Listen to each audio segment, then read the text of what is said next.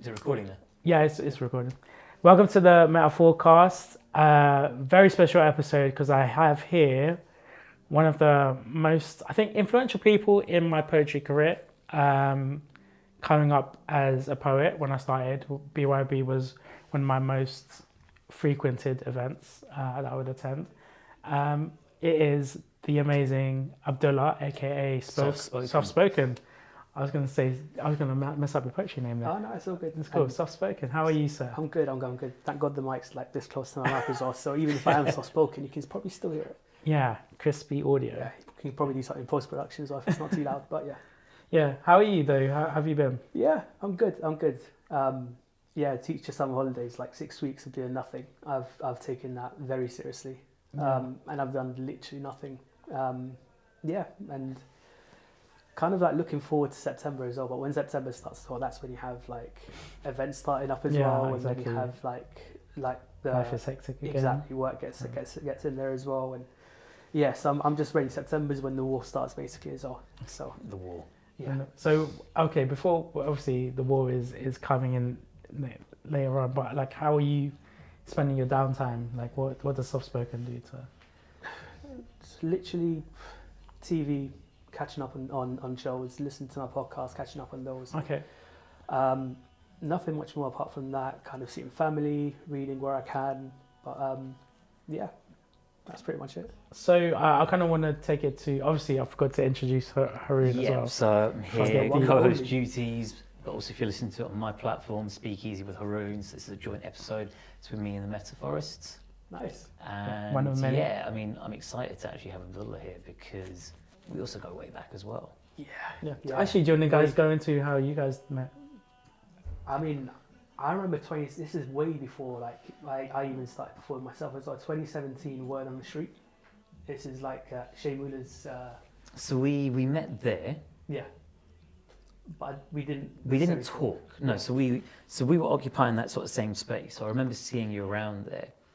But then the first time we ever spoke was Rise Up. Rise Up, yeah.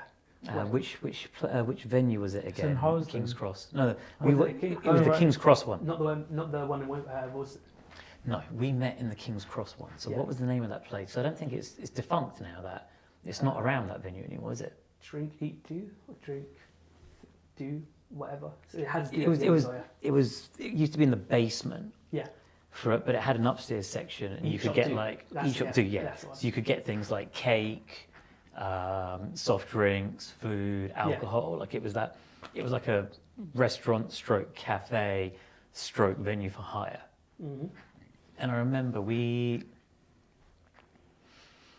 me, I hope you don't mind me saying this, but like it's been a real journey watching you sort of develop and evolve, because I think this is up to you how much you want to sort of speak on this, but you in a very, like, I think who you were, your energy, and where your headspace was when we met.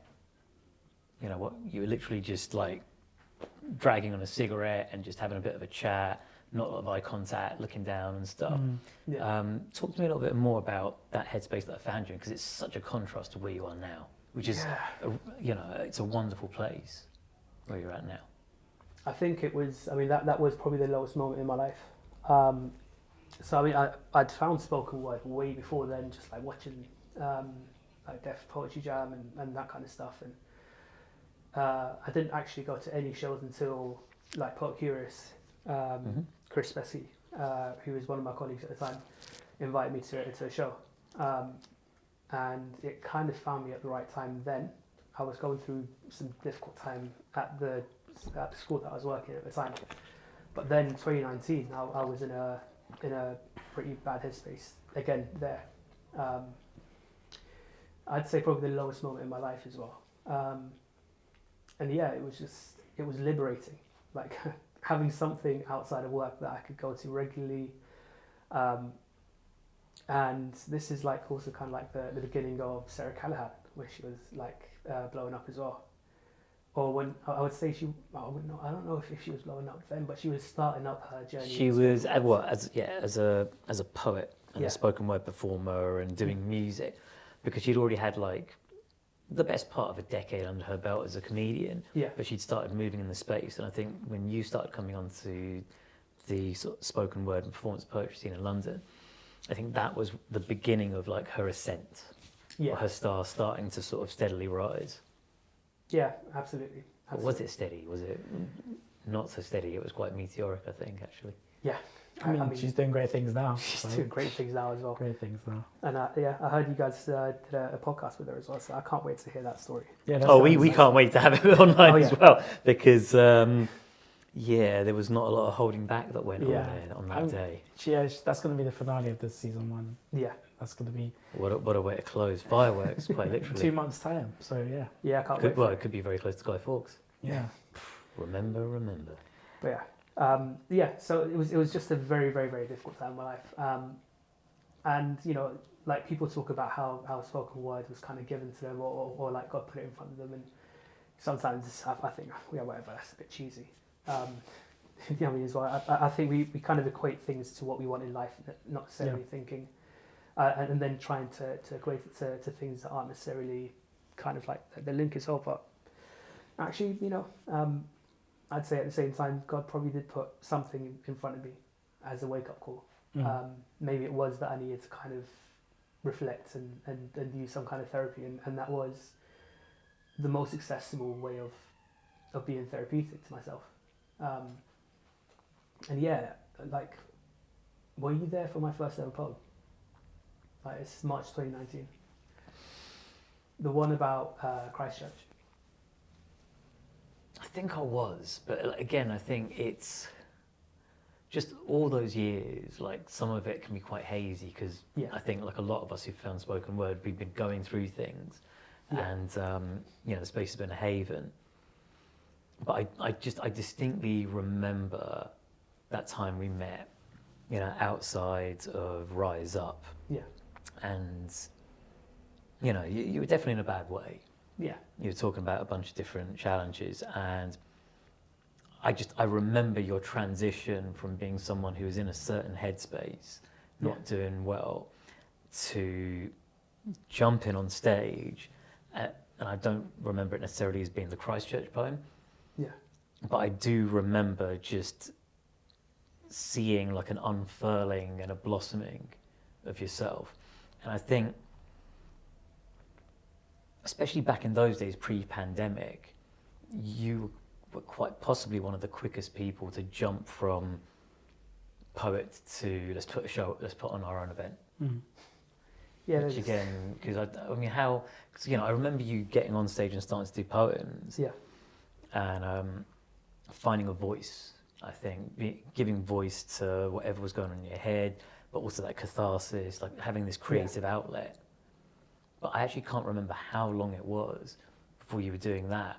Because BYOB, which is a night that we're all involved in, I owe a lot of where I'm at currently in life creatively to, you know, your generosity and your largesse in terms of bringing me into the fold there.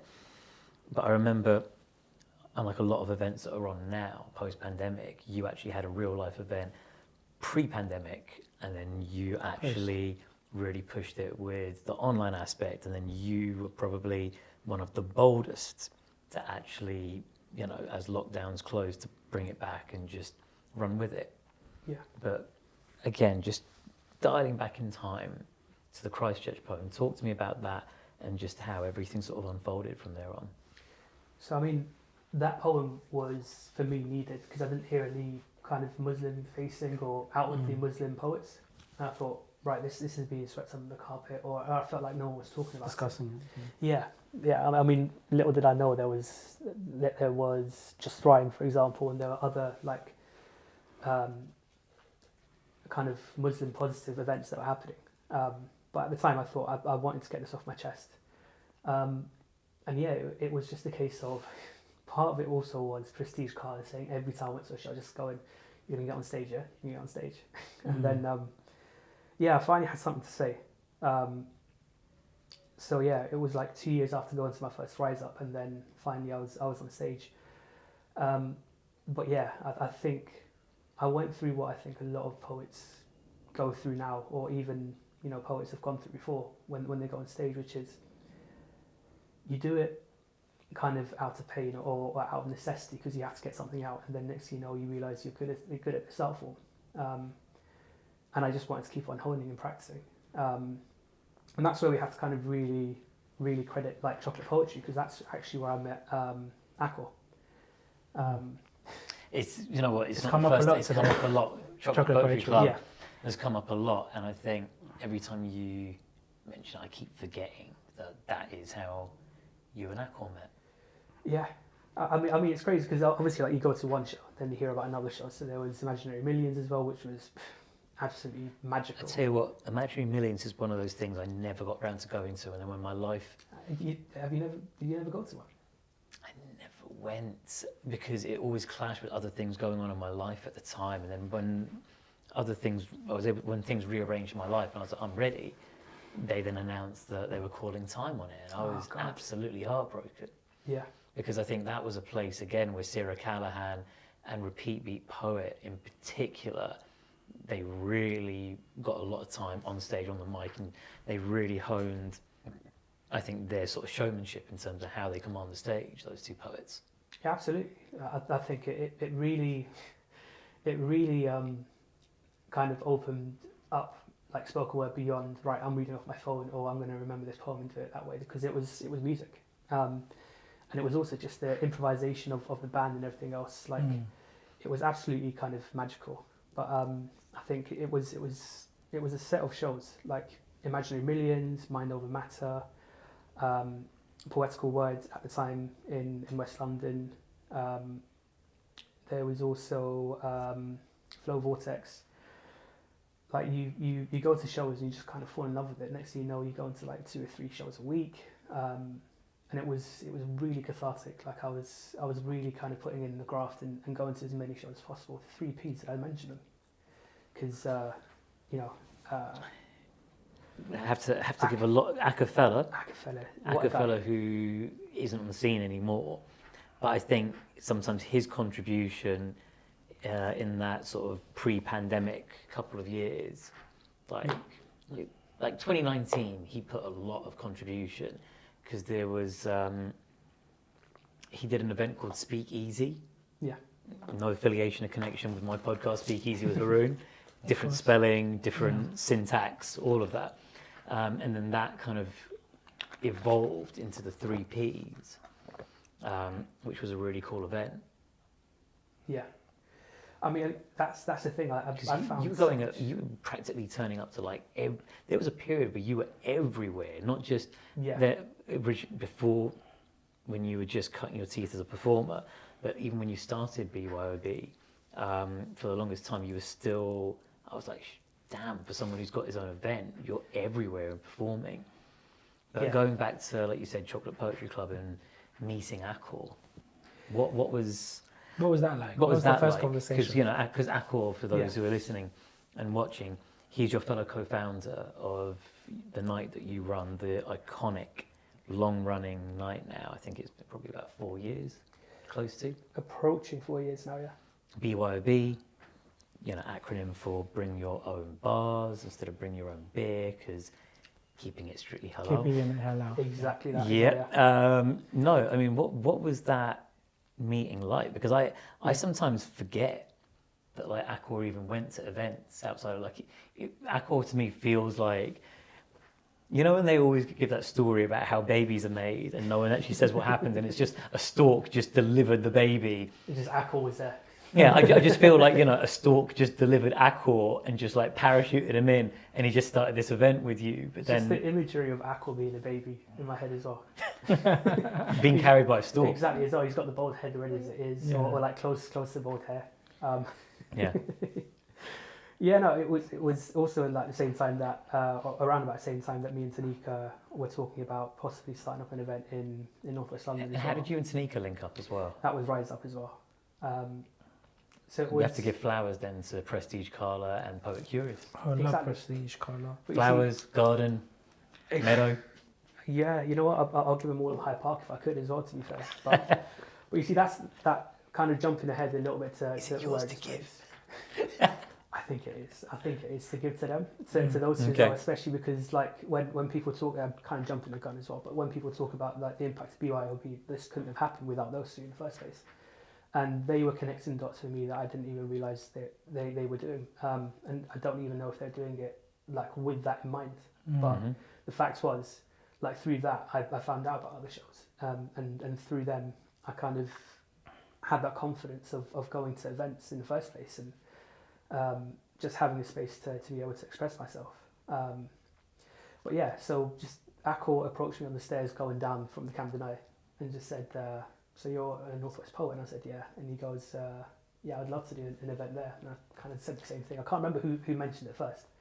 And so, like, separately in like two different threads, we had Tanika on one side who wanted to do an event, and then Akor wanted to do an event. We didn't like necessarily connect dots yet. But at the same time, I was like, right, let's start approaching venues and just see what happens. And it's the same time that the Poets Anthology, Poeticopedia was going on as well. So I was speaking to them about it, and they said, look, the most important thing is finding a venue. Once you've got that, everything else falls into place. And I was telling myself at the time I want to do one event by the end of the year just to know that I can do it. But yeah, And which year was this again? this is 2019, so this is just before. And when in 2019? This was kind of like summer as well. So Okay. yeah, this is like Because I don't think BYOB ran for long before we kind of It was like 2 or 3 headed events. into the zombie apocalypse. Yeah. December 2019 was literally the first event. And yeah, it was kind of like I wanted to fulfill something. Wait, December 2019 was the first? The first one, I yeah. thought you did one in November as well. No. So how many events did you run before it shut down Pandemic. for the lockdown? Because it was more than one. We did 4. How did you squeeze 4 in? So we managed to get the march on beforehand, and I remember us talking in between, going that there's this, you know, there's this. They were talking about COVID and having to shut down way before that, or kind of like February, March. That's when they started to say it. And so we were kind of like talking amongst ourselves about like contingency plans of what to do if the event happens. So we weren't even sure we were going to have the march on. And then yeah, when it hit, it hit. Because also in such a compressed amount of time, didn't you win a pot of funding for whichever borough you were based in, like the Brent Council, yeah. Brent Council, because Big it up was a Brent. culture. What was the culture thing? London Borough of Culture. London Borough of Culture. Yeah. Yeah. So that was also there's always it's a bit of a bittersweet kind of memory, because I remember at the time we were like discussing things, and the thing is like BYOB itself was kind of almost like it happened almost out of nowhere, because it was September, October that I was like sending emails to venues, and there were 2 venues. Box Park said they'd be happy for us to do it, and I remember us saying we'll pay for the first part of it. And then when we got there, and when they saw how crowded it was, we then approached them and said, would you be able to pay us? And they said yeah, and that's how we managed to fund events from then on, basically. But yeah, at the same time, like we could have approached it either as a joint thing, which meant we would have got kind of like £6,000 to £7,000 more, or we could have done it individually. Eventually I applied for it. So we managed to get it just before kind of everything shut down, basically. And so all our ideas of how we would run events from then on kind of fell to the wayside, and we had to think about ideas. I think in May they approached us about maybe running it in a different way, and we suggested doing it online, and that's how like the online events happened. And yeah, we kept on going on, and it was Box Park pushing us again and again and again, asking if we could do events when we came back, or when the world started opening up a little bit. I think it was June or July. So I think we got 2 or 3 events in before the next lockdown, and then went back online again. And then, yeah, as soon as we opened up in, 2021, and they allowed events to happen again, that's when everything blew up. And we had... So what I want to ask is, like, there were quite a lot of events that were really reluctant to get back out there in between lockdowns, and even once like the last lockdown completely ended and things opened in 2021, Yeah. what influenced your way of thinking where you, the minute there was an opening, you're like, yep, we're going to do that? Because I still describe, I said it earlier, and every time I sort of talk about BYOB and yourself, you're definitely the boldest in getting back out there in the physical space in real life. What influenced or drove that?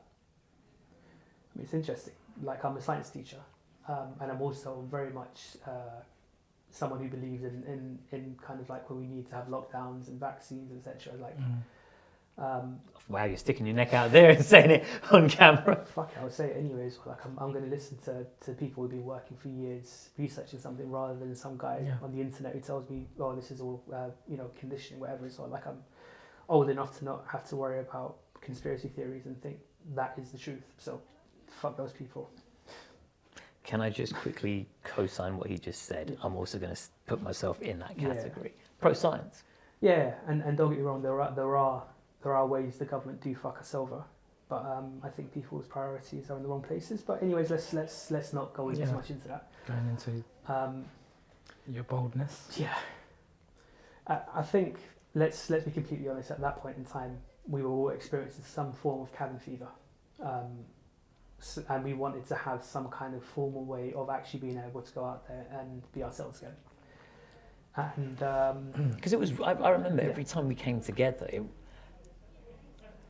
for me, it's a particular golden era in that I felt like there was just a lot of like bonding and love because we'd all been cooped up. Yeah, I do miss those days a little bit. Yeah, there was a bit of because obviously you were doing the events online, and also did you do on IG lives as well, or was that just?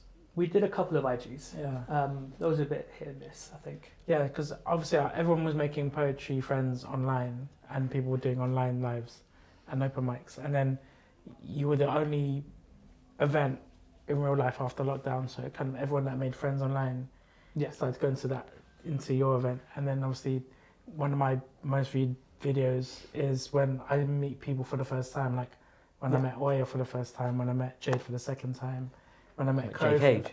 Jade. When I met Kohina, like I've known her for ages online, but just meeting her in person, she came down, and then we all that same week we went to Birmingham. Yeah. That same week, and I've just met them. So like that was kind of like. When you guys got a Brom? No one told me about that. Yeah, because I remember the Brom lot coming down to see us. Yeah, literally. So it was on Monday, literally like a Craig David story. Like, so, went to BYOB on Monday, met all the Birmingham lot, and then we were in Brum on Friday. Poetry Friday, Wednesday, Thursday, and Friday, and Saturday. Yeah, and then we came back on Sunday. So like literally. I hope all the appropriate precautions were taken.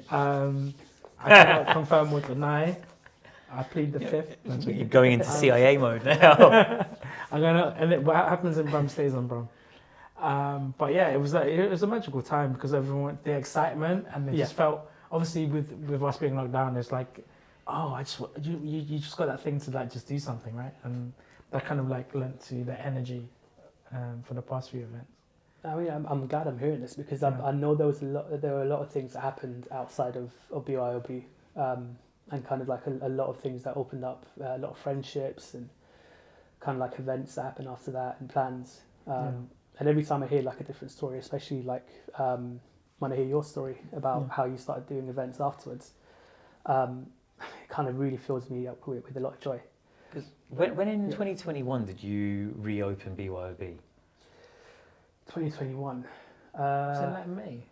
May or June? Yeah, it must have been May. So basically, when you came back for the first time, 2021, that's when you also recruited me. Yeah. The story behind No, listen. We don't need to. I'd rather not. Yeah, me neither as well. But I'm just glad that it happened. Yeah. No, sorry, not the thing happened. No, I'm just glad I got recruited. Sorry. Yeah. And absolutely, this is where Akor can get his flowers as well, because he was really batting on your behalf. So but you know what's funny about the story is, so just to give some context here, during lockdown, I wasn't sure I was going to come back to the scene. Like I wanted to double down on writing and work on a book. And then when you reopened, because I think even in between the lockdowns in 2020, was I coming to the events or not? I don't know. You came to the first one in 2019. And Yeah, but I don't think I came to any other ones. I didn't, because I was generally going into sort of hermit mode. Yeah. You called me up and said, look, there's a change of personnel. Yeah. Would you like to come on and DJ? And I originally said no, Yeah. because I was really worried that I wouldn't do it justice. And I then got on the phone to Akor, and I said, oh yeah, so basically Abdulla approached me for like DJing, and I don't really feel confident. I said no. And he's like, dude, like, he approached me, I'm not in the scene anymore, but the reason why you got a call is because I went to bat on your behalf. So he's like, for the love of God, he's like, look, here's what you're going to do. Get off the phone, call Abdulla, say yes. Start practicing, right? No, not even that. He said, come round my yard, I'll give you a 2-hour tutorial, and you'll be on your way. So it's not even that he went to bat. In that period, he just said, look, just come round my place. We'll distance, we'll do whatever, wear masks. And I will give you a tutorial, because I didn't own any gear at the time. In fact, I didn't own any gear for a while. And even now, I've only got the cheapest of controllers. But he did that. And that, to be honest, where I'm at as an artist wouldn't have happened without, I think, the time at BYOB, and that whole sort of thing that happened when we reopened and when you recruited me, because I was definitely in a very introverted space. And I think we saw over that year that I opened up a bit. Yeah. And I bubbled a bit, because I was just the quiet guy with my headphones on. Yeah, you were just in the back, I wasn't or the front in this case. In the front, or I wouldn't talk to people. I had too much social anxiety about talking to people, because just, like how I'm wired. And people are like, oh, he's the DJ. And then, it just all sort of blossomed there. So yeah, but it's just, again, I think, going back to like how Meta has grown out of BYOB to have his own events, how I DJ'd, and then I now have a book coming out, and I'm now podcasting on my own and with Meta. There's so much that has kind of come out of BYOB, like your event. It's like for a lot of people, it's the genesis, It's like it was like, I think Humble Sean definitely says that on a lot. I think it was, you nurtured some very fertile soil. And it's crazy that as well, because I don't even think that was the intention. I think for me it was very much, I need to get out there and do something. I don't think at any point was it my intention to kind of be the example, but I kind of fell into it. And don't get me wrong, ever since then, now that I keep on hearing about different ways that it's made people's poetry journeys, or started off their poetry journey, like, it means so much as well. And like, I mean, let's talk about you for a second there as well. Like, I remember you coming to shows and not talking to anyone as well, just like recording. I'm just awkward. Yeah, but I remember also thinking at the time, all right, cool. It's like, who's this? Yeah. And but I used to see you about, and I was just like, he's mad stylish. He's got a good dress sense. Absolutely. And he seems cool, but I felt like, I didn't know how to approach you, because you weren't approaching. I wasn't approaching. So it was like two people feeling very socially awkward. I'm a very introverted person. It takes me a lot to kind of, when I feel right with people, then I open up. But it took a long time, because you remember those early days. Like, I was just, like, Hina was my only friend. Like, she would just sit there. Yeah. And I'm just like, with my gimbal and stuff. So. But you see, that's the thing as well. Like, it's interesting how these things develop. So we just wanted to have an event in Northwest London. Yeah, I strongly believe there needs to be more. Absolutely. And I think like the ambition really comes from Akor, because he wanted to have like a premier event. He wanted to have an event that kind of spoke to people, whereas I just said I just want to have an event. So I was happy to do it in a little cafe or wherever we could get a space, basically. Yeah. so Akor's where the ambition came from to really make it of a certain, I guess, ambition, size, of stature. Absolutely. I think it was also because he wanted to do it in a certain way that was a lot more stylish. Whereas I just wanted to kind of have an event. He wanted to take photos. He wanted to do the social media stuff in terms of like all the stuff that you see online. And if you want to go back as well and have like a little history lesson of where Akor really got involved, look at the professionalism of the first two events in terms of how they were marketed, in terms of like the pictures and how they were made. And I was just making it on camera as well, just like copying and pasting everything on my phone. And then Akor comes in, says, right, I'm doing it from now on. And then just the levels went from here all the way up to here. Yeah. I mean, the branding's on point. Absolutely. Sure. Absolutely. And yeah, but like, let's go to that event with Aisha. So it was May 2021, wasn't it? Yeah. That's the video where everyone meets each other. I think the popularity got so much, especially like with Lace Week's event. Like that was something special, wasn't it? Yeah. Yeah. I was there for that one. Yeah, I remember. I was there that one, and then the next one was YA, wasn't it? And I wasn't there for that one, was I? Yeah. So the YA one, I remember that one because a unique mixture of poets and rappers came that day, and obviously I brought Jade, and then that's when there's a cipher after the YA show, which is on my channel, and you got people like Spate, aka Isaac, from Logic, People's Army. Was Logic there? No, I don't think Logic was there, but he spit in, Jade spit in. You got Ornette with his dad's. I remember that when Ornette came with his dad, and his dad dropped that little trumpet. That was a special. He spat so many bars. Elza as well. Yeah, so many people couldn't have just contributed to that cipher. It was it was a very impromptu, spontaneous thing.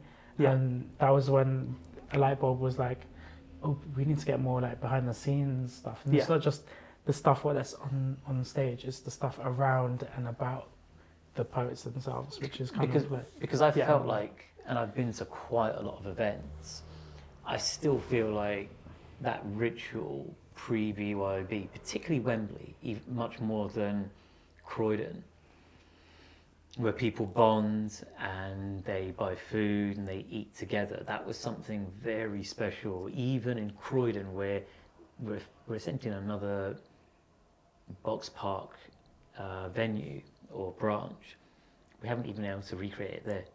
Yeah. That's something like certain people used to have a thing of like coming at 5 p.m. Like the doors are open at 6:30 and people sometimes turn up at 5. Yeah.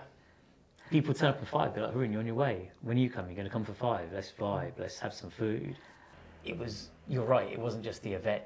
I can see the need for like the behind the scenes footage, because there's a bunch of videos that you did around BYOB event where it was like the pre before everyone's even in the venue, just everyone going, hey, how you doing?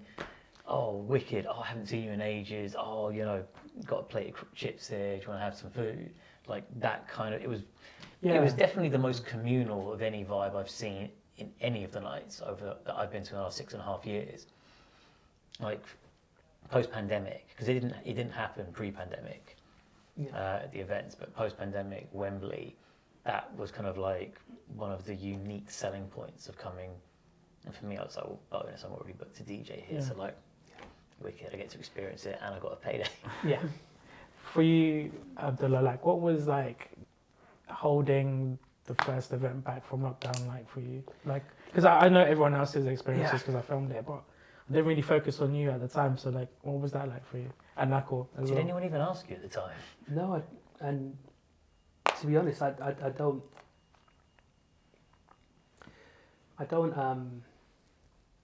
remember too much of it apart from just the anxiety around it. I can imagine. Yeah.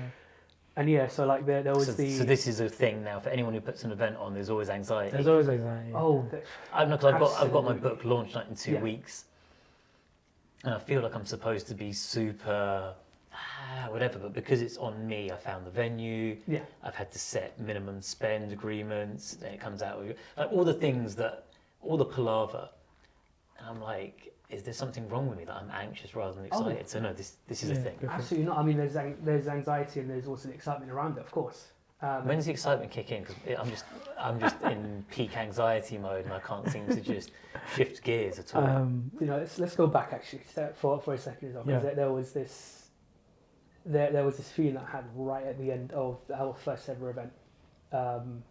So let's go back to December 2019. Yeah, let's go. And we were talking about like what, over 100 and something.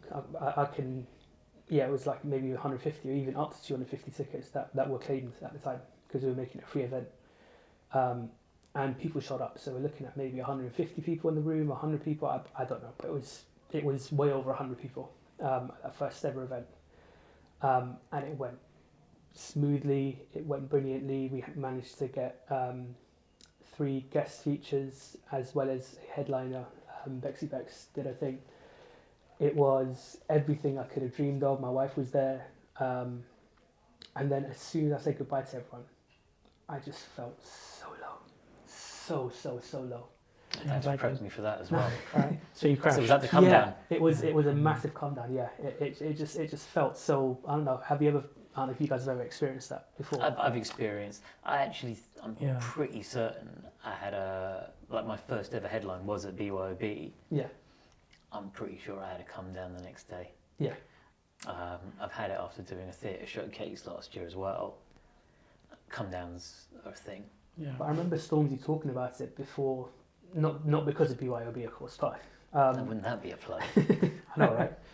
Yeah, I guess Stormzy for the Croydon. You have to give South and Croydon a bit more respect. If any rappers want to bring your own bars in your songs, I know Woodsy did. I'd love for you guys to do that as well. But it was just like, that feeling of like, I've done it now. What next? Mm-hmm. That feeling just really stifled me for a second. So I think it felt the same way with that because it was like, what's going to happen there? And there was also the anxiety of the incident, which eventually brought you in, and then there was also the fact that it was me and Akor doing it for the first time together without Tanika. So there was that kind of like anxiety there as well, and we were meeting the online people for the first time. And I'm not going to throw any shade, I promise, but they had a different energy to what any other spoken word event had before. So like they brought in a different kind of energy. And what you mean, the people from the online space who are coming into the real space when you opened up post-pandemic, like in May 2021? And there was very much, I'll admit on my side, a very snobbish kind of, or a snobby kind of way of looking at it as, this is not how you behave. Like it was, I thought it was rowdy, I thought it was a little too much. We actually got into, we skirted with a lot of trouble with the venue. Yeah. I can't go into it. Yeah, exactly. Let's not go into it too much as well. But the thing was, it was like there were a lot of things that were going around it as well as me going back into work at the time, I think. And this is also a time that I was about to have 2 weeks off because I'd been in contact with someone who had COVID, and then after that I got COVID as well. So it was just like the experiences around that, like it doesn't lessen from the fact that they were absolutely amazing shows. But I was almost glad that when we got to August, the next event, it was a little bit quieter. That I was like, good, we've ridden the top of the wave. But we also had to explicitly state certain boundaries and guidelines of like what was and wasn't cool. Yeah. Which, thinking and speaking on it now, what it really puts into perspective is that whether you're running events or any kind of creative or entrepreneurial undertaking or endeavor, is there are things that you don't know. Yeah.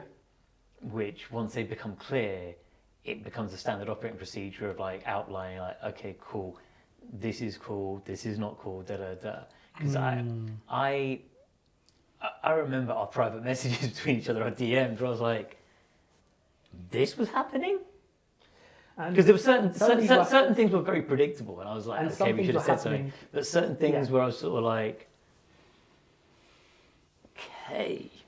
And also some things were happening whilst I wasn't there, because there was one event where I don't know whether I had COVID or whether I was told to take time off work and I couldn't actually go out because of the guidelines at the time. Yeah.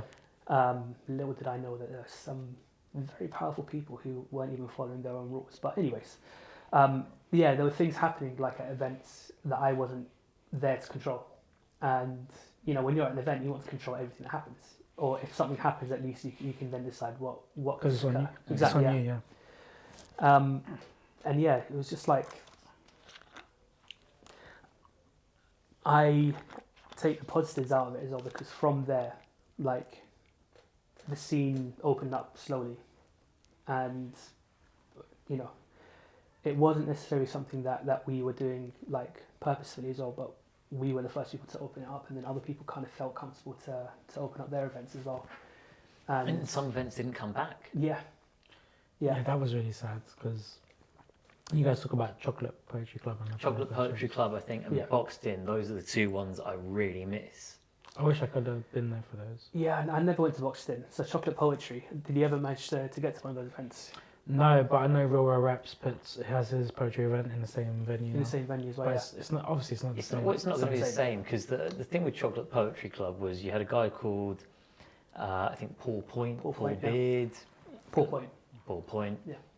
And he had a certain energy. Yeah. And He was very, like, he knew how to whip up a crowd, but then there was a team. Mm. You had Miss Yankee, who was a co-host. You had Sean Rivers, who brought a certain type of energy. You had, who's the older guy who does children's books as well? Sean Tsane? Yeah, Steve Tizane. Steve Tsane, yes. So Steve Tizane. So you had people just from completely different personalities, different walks of life, Yeah. who used to share hosting responsibilities and doing sacrificial poems. And it was just something else, and the crowd would get involved, because obviously whoever got the best crowd reaction, or the crowd vote, would end up being the chosen headliner next time.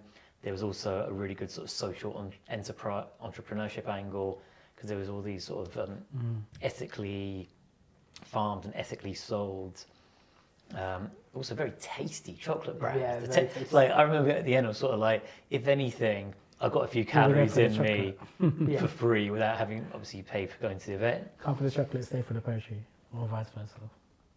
And I can't remember which one it was. I mean, talk to me. I mean, I've got a few things I'll say, and I'll get to them about what I think was unique about Chocolate Poetry Club. But I want to hear from you, like, what do you think really stood out and has never been really matched before or even since? Because I don't think it has been. I think you agree with me on that. Yeah.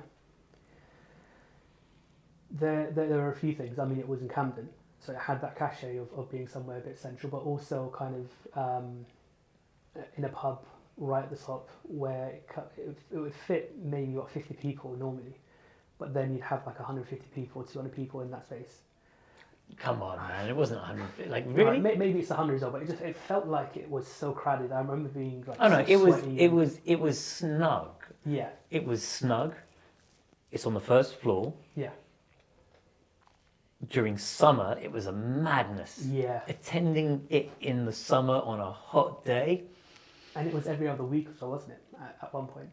That was towards the end, pre-pandemic. They sort of had, I think, one in South, and then everything got locked off. But there was the one in North. Yeah. But also, you had to compete with the Camden town traffic, because we also it's quite loud. either even with the windows closed in winter, there was just noise like sirens and just buskers and people outside. And then you get inside, you have to permeating compete with other people on the stage as well. And you'd have to get there on time as well, so there was that anxiety. Also, there was kind of noise anxiety. downstairs. Like sometimes if there was like a sports game going on as well, like it was. I don't know. Actually, I mean, to be honest, like it was so loud upstairs that I didn't necessarily hear it downstairs, unless you were standing by the door. And people would be standing on the stairs listening to poetry, not even being able to see the stage. Like it was. Yeah, that happened too. So, yeah, There's something quite hip hop about that.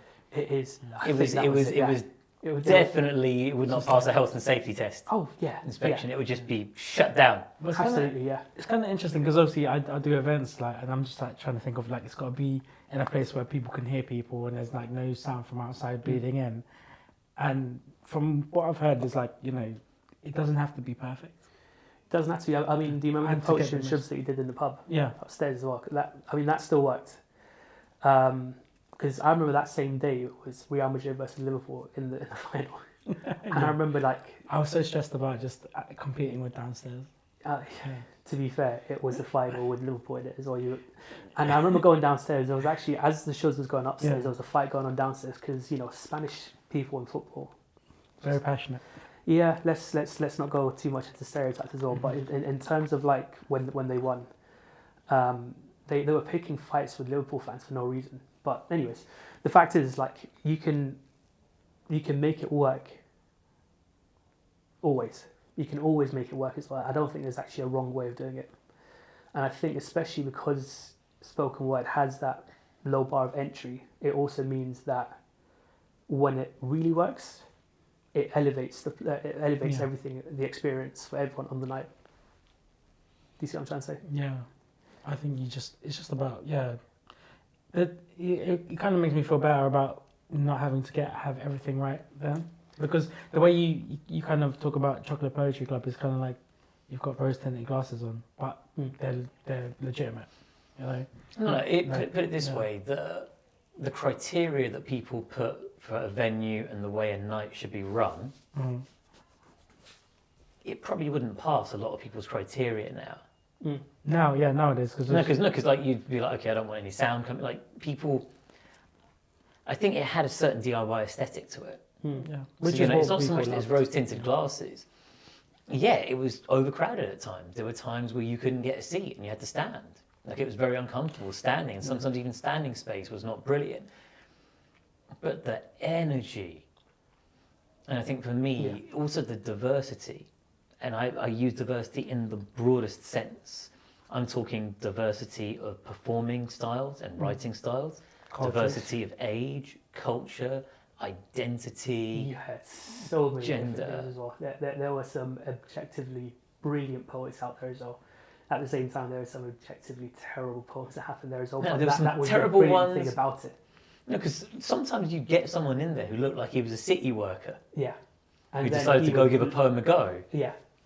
But then they would still blow you away, even so. I think that was the unpredictability of it. You have all these pensioners coming in doing poems. Yeah. I've never seen like people coming and be like, dude, you've had a bus pass for a while. Yeah. That's actually cool because I find it really hard nowadays to find a poetry event which incorporates a lot of elderly people, and I would love to see more elderly poets just kind of like do that thing. But it's about the tone that you Yeah. set. Yeah. To Steve Tezane, I'm not saying this in a negative way. Steve Tezane is not a spring chicken. He's not young. Yeah. To me, that's a subliminal message when you have someone like him as a co-host and one of the guys who's routinely does sacrificial poems. You're saying, well, if this guy is potentially like close to his 60s or could be on either side of his 60s, but close to the 60s, someone else can come. Yeah. You know, when you had people of like different backgrounds, I mean, I hate that we live in this sort of world, but I think, you know, who's involved in an event, who's hosting it, who's running it, and where it is, can give certain signals. Yeah. And again, it was in Camden Town. Camden Town is kind of like, it's an intersection of a lot of different... I think you've hit the nail on the head. It was the. I didn't think it was the location, but actually the location was probably a big part of it. I know, but let's go back to that word. It was the intersectional poetry event. Full stop.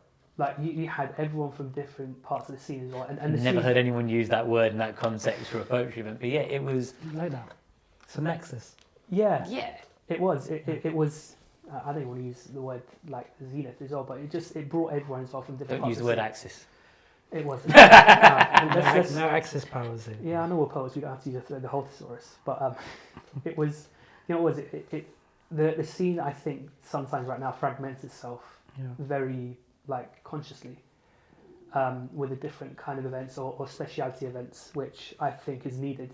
But at the same time, Takes away from the intersectional. Yeah, it takes away from that kind of like comfortability. You have events catered for certain parts of the community, But do you think that's also a byproduct of just where we are as a society? Like society's also changed, because I feel like there was a lot more sort of mixing. Because what we do find, I mean, I don't know. I feel like in poetry is just mirroring society, where society is also kind of fractured and fragmented into lots of different identities. I mean, the fact that people can express their identities is I think for me like a brilliant thing. It's essential. Exactly, it's essential, and also I want there to be events that people feel comfortable going to, because there'll be events that they'll feel that they cannot express themselves in because of the fact it's I want both. I want potentially there to be spaces where it's like, okay, for certain demographics, it's an absolute guarantee. But I guess like it's going to be a safe space. I think that is what it is, though, isn't it? We do have both. Do we have as much intersect? Like nothing intersects the way that the Chocolate Poetry Club did. But I'd like to think that. I mean, I think Speakeasy maybe. Speakeasy, absolutely. But also, I mean, actually, if we bring it down to it as well, BYOB does that as well. Poetry and Shoobs does that. I think I just miss CPC, Chocolate Poetry Club, a lot. Yeah, I think because it was such a great example of what poetry could be. And it ran for a very long time. It wasn't like it was. That night is just an example of, the pandemic. By the time it was over, I think just certain people were in a different headspace.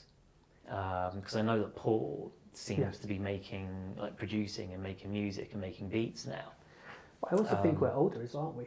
We're 2 or 3 years older, maybe even 5 years older now, compared to where we were before, and our priorities have changed a little bit. Yeah. So I mean, it's that, but I think it's just times change. Like, because the thing is, Yomi Shodi still does events. Yeah. He just isn't running a monthly night. Yeah. Because we're boxed in, kind of everyone just got on with doing different things because you couldn't put life on pause during the pandemic. Yeah. And I think sometimes, like, if the pandemic hadn't happened, maybe these things would still be running in some way, shape or form. Because there's something to be said also about momentum. When there's momentum carrying you, you might still stay in a certain headspace and physical space doing things. Yeah. Whereas when you've been removed from that, then it's just like a butterfly effect. You have no idea where those ripples are going to get felt and how it sort of changes the trajectory of individuals, and then that changes the trajectory of collectives and the nights that they run. Yeah. I want to kind of go into also, I know we're journeying into the past, but like, what got you into poetry? Like, what was it in school, or was it outside of school, or when you were older, listening to rap music? Because I know you listen to. I was actually really surprised when I was in Abdulla's car, and he's listening to the most recent music. Like and also like some favorites of mine. I think you had. Your tastes are very because I've shared DJing duties with you at times. Yeah. And like what you're playing is very contrast. It's also very current as well. Very current, very compared to like I can be quite old school, or if I play new school stuff. Yeah. I go into certain pockets of genres and things. I forgot who the rapper was. I don't know if it was like Blade Brown or Dig That or some. I don't know. It was some kind. Yeah. It was some kind of UK poet from back in the days. But yeah, I mean, you can't help it when you listen to like Kailash Nekhoff or like Low Key. Terra Firma. Exactly. Yeah. Like Immortal Technique as well. I think that there was a lot of like justice in like the hip hop that I listened to. What kind of justice? Like, just general social justice, like geopolitics. Immortal Technique's a sick freestyler as well. Have you seen some of his freestyles online, especially when he did that Art of Rap documentary where he was interviewed by Ice-T? Not off the top of my head as well, but check it out. I remember just being in that kind of like that shock comedy kind of part of my life where I thought I was going to be a stand-up comedian, or I thought I was going to be a rapper, or something stupid as well. But at the same time, Nothing stupid with those things. I know, but I also wanted to be a doctor as well. So it was just like I didn't know where my life was going at that point in time. I mean, what age were you? This is like 14 up to 18. It's never too late to drop your mixtape, bro. Oh, that's not happening. That's not happening. So. But yeah, I mean, Okay. if I was in a different part of the world, I might be an email, for example, as well. I just Yeah. had that teenage anxiety, but I just Yeah. never, I couldn't explain. I'd love to see an emo band fronted by you. Nah, fuck it, no, you wouldn't have. You have like the long hair which you flick to the side. I'd probably Yeah, he like, would have just like had it down, very kind of like combed. you see, like, because I shaved my eyebrows as well, so I might have even grown that out as well. It might have been like a little extra moustache on top as Oh well. wow, like a Frida Kahlo. It could Yeah. be an extra as a Vulcan.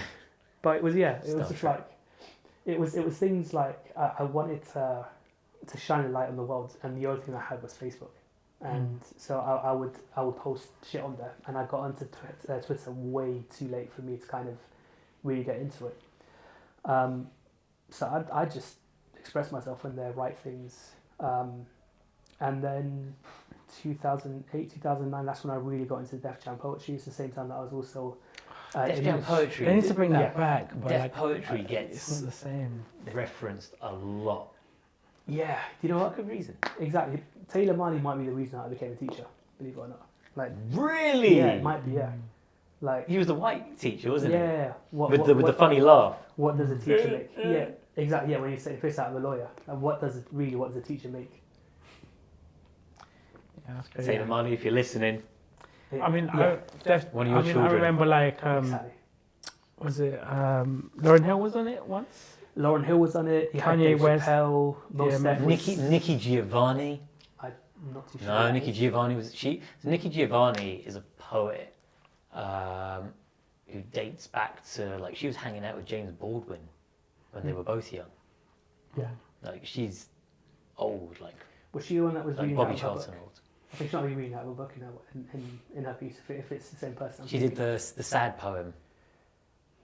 Off the top of my head, I can't remember it. All right, we'll YouTube it after when we wrap this up. Definitely, yeah.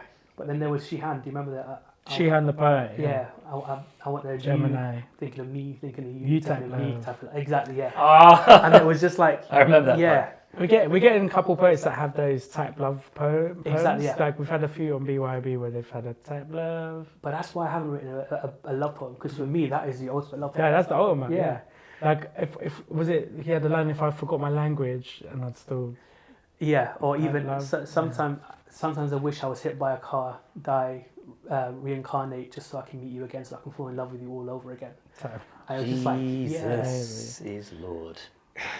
alayhi salam. But it was like Thank you. No worries. Here to save any Muslim at any point. It's super. I worry that I'm beyond redemption at this point. But yeah, like I was also teaching English at that time as well. So I was I did a TEFL, and part of like teaching. So wait, you did TEFL before you did your PGC? That's and then after the. What were you I did doing my- pre-PGC? I was doing biological sciences by the end because I didn't want to do a dissertation. So But did you do like any other career before you went and became a teacher, other than obviously TEFL before PGC and state school? wow, we're going back. We're going even further back as well. I used to hand out leaflets in Hedger Road to Arabs. Who else would you? Edgware Road, Is West that One, right? Yeah, Yeah, because when you say Edgware or Edgware Road, people get confused. there's a story behind that with my parents, but I'm not going to go into it now. Yeah. But yeah, they confuse Edger. I used to and live. Hedger I Road. used to live near Edgware Road. Actually. Me too. Like that's where Marylebone. when we first came to the country as well. Actually, that's where we lived. We lived in Church Street, so just off the I market. lived in Church Street. Yes. You know this in Just Grove off my Estate? head. Yeah. I used to live there.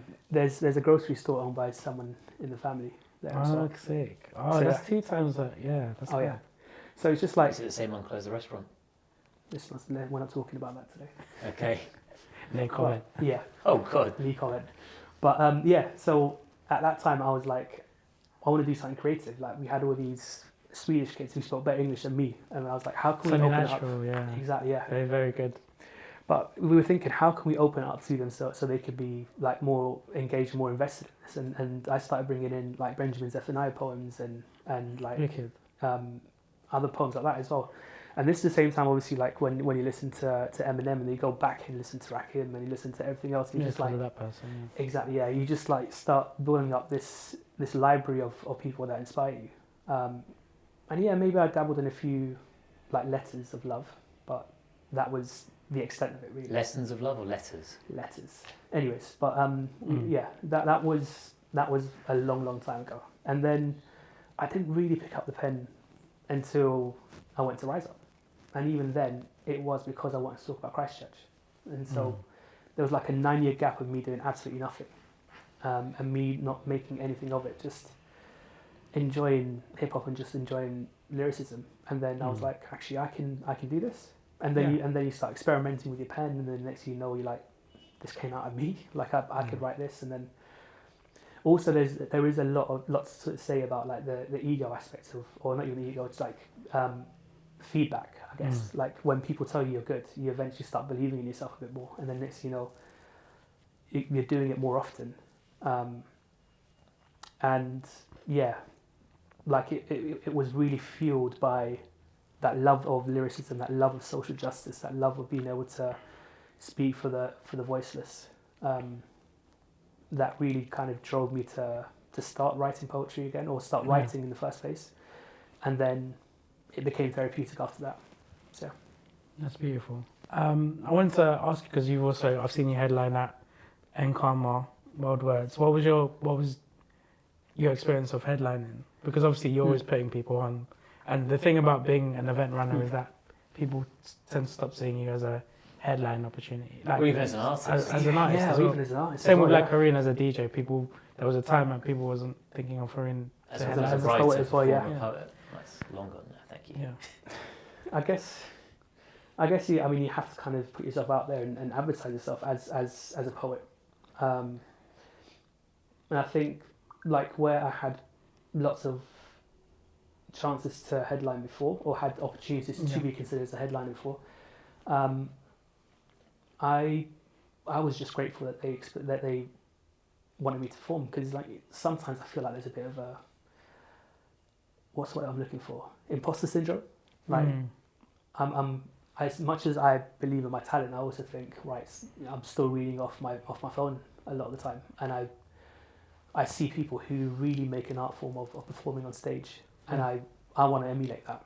I don't feel like I am a headline artist. I mean, I've met loads of poets who read off phones and they just read very good. Like, I think there is a skill to captivating an audience while reading off a book or a phone. Shani's one, Nilifer's another. And they're like in my top. Moving more and more into like memorising and performing. Yeah. But even though she's a very good reader, like incredible reader. They're two of my maybe top, who I feel like are my favourite or top poets that do that. And in general, not just reading off stuff. So it's very real for. I mean, imposter syndrome is very real for some people, but the only imposter is the syndrome, as I always say. But I think that's the thing. Like when they'd asked me specifically for that event, when they asked me to headline, I was at a stage where I wasn't writing anymore. So I was kind of going back to reading things that I'd written a long time ago. So it was a brilliant opportunity. And I love being there, especially kind of like the vibe that they cultivate there, the love that's in the room is absolutely wonderful. I'm grateful when the opportunity comes. At the same time, I always think, let me put myself out there, let me push myself. But for sure. That isn't going to happen overnight. It's just something I need to work on. Yeah. Do you think it's just about going to, because obviously as an event runner, you tend to just go to your own events and kind of go to everyone else's events less. I mean, there is a lot to say about the initial kind of like intrigue and success of BYOB being pushed by the fact that I was out there maybe 2 or 3, 4, even 6 events a week, kind of pushing BYOB whilst I was performing as well, and kind of like really networking and really putting myself in uncomfortable positions for myself, but also kind of like really pushing that event that really kind of brought it forward as well. But this is also while balancing having quite a demanding job, because you are head of department or can you specify? So I guess I work just below the head of department. So I'm head of biology at the moment. So I'm a science teacher in day-to-day life. And you see, that's another thing as well. Actually, that I always have to kind of like pinch myself. Like, so how is a science teacher also doing this as well? You know what I mean as well. So, One day Leonardo da Vinci. Okay. I give myself bit of props. science, bit of art, but Yeah. like balancing and doing all those things. Like, how on earth do you manage or even navigate something like burnout in energy levels? Because there was a time where I was just like, it felt like you were in more than one place at one time. I remember, and let's just go on that as well. I remember going to Just Rhyme, I think it was. No, it wasn't Just Rhyme. It was Inverse. So it was run by Conscious Rhymes. So he did his event in City University, and then me and Asim drove down separately down to Flow Vortex for the second flow. And so, like, I had no qualms doing 2 events in one night. But I didn't realise I was It's very rare. Yeah, well, I mean, Yeah. this, I know some this poets is, have done 2 events on one night as well, but I, you know Yeah, what? it's All just power to them as well. Like, Yeah. I guess like it's a lot Tempest more. used to do it back in the day. Like I was reading Yeah. her book. But comedians do it all the time, don't they? So they go from one event to another as well. So they don't necessarily stay long enough to see the other performers as well. And I think that's one of the brilliant things about spoken word, is if you go to an event, you're also there to kind of soak in creativity as well. But I think it's a lot more. Even DJs do it as well. It's a lot more common in other art forms compared to like spoken word necessarily. But yeah, like just like anyone else, I did burn out, but I didn't realise I was burning out until what happened as well, basically. So yeah, there's a massive danger in pushing yourself so hard that you kind of put yourself in actual physical harm. So yeah.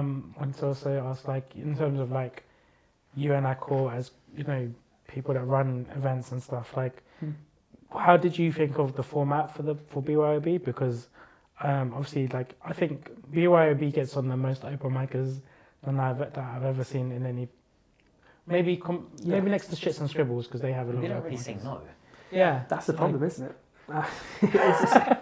That's the problem, isn't it? It's a say it. double-edged sword. Yeah, no, Because it's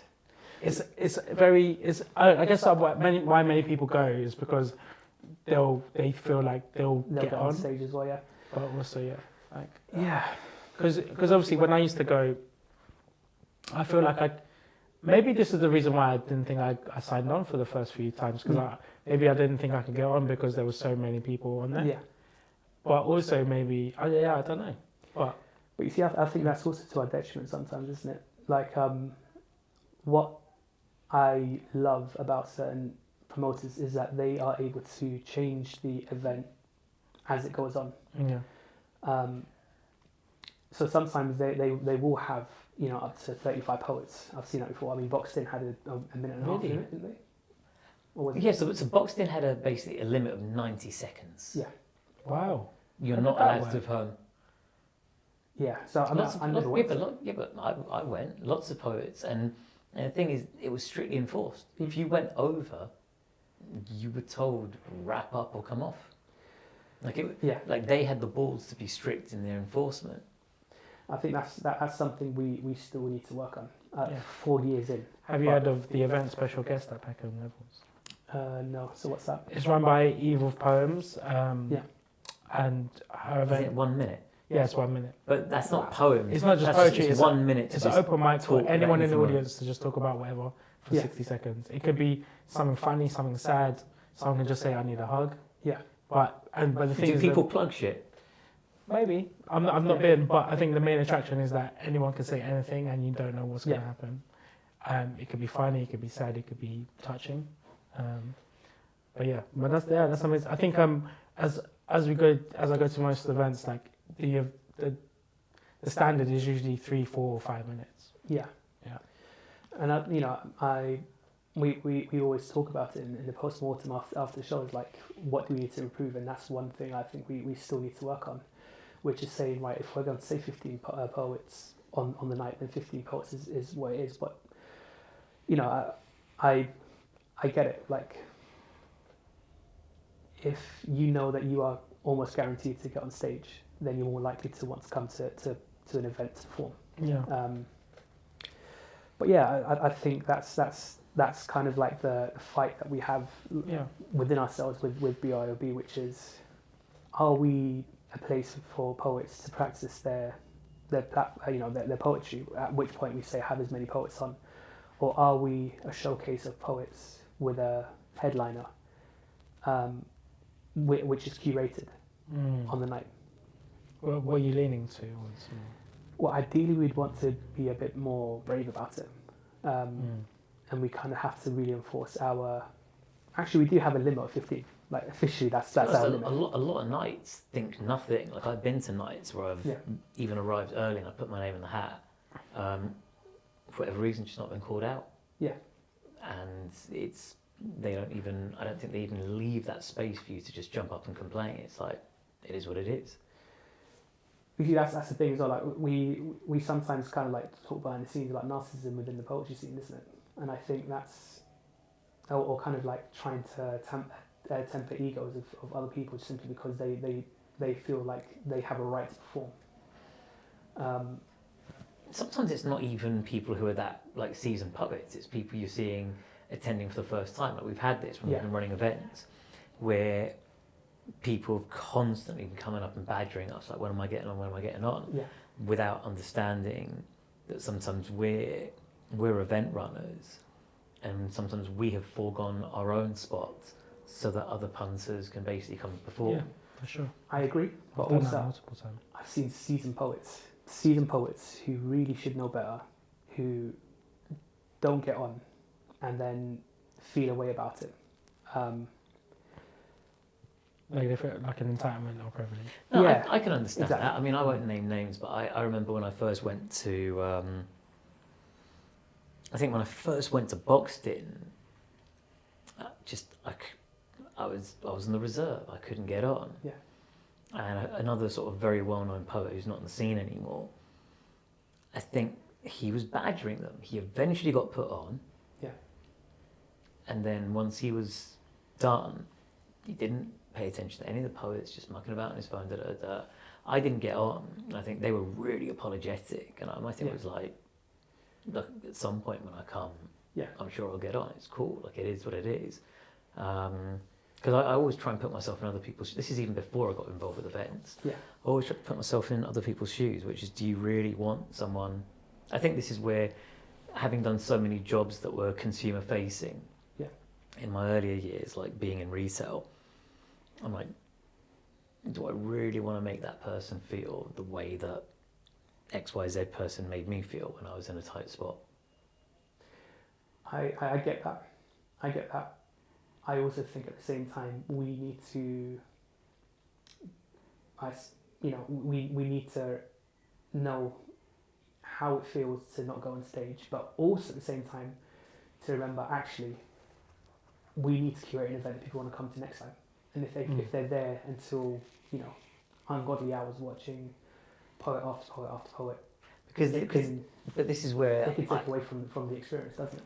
I think it does, because there's a fatigue that kicks in. Because you want people to remember a poet from the night if they've had a good night, and if there's just been a barrage of poets, then it just all becomes a fuss. Yeah, like if you're basically supposed to end at 10 and it's 10:25 and we're just whittling through poets fast, and by the time you're on, like only 3 people saw you because everyone's gone, that to me is a fail. Even though you can say, well, everyone got on, but to what quality level and to what end? Yeah. But again, I'm just not willing to hold back on some of these things. I think the problem that we find when sometimes people want to come on and they can't get on, it's something that's not even unique to poetry. It's just the entitlement culture that we live in, which is, I want this, ergo I should have it. For me, so yeah, I know you're going to nod your head. You're not going to go in even deeper because this could end up being, a rabbit hole that we could tumble down. But I feel strongly about it. The more I look at culture. Also, I'd be a hypocrite if I said I wouldn't feel like very upset and maybe not come to another event if I wasn't allowed to get on stage, because it might have happened once or twice.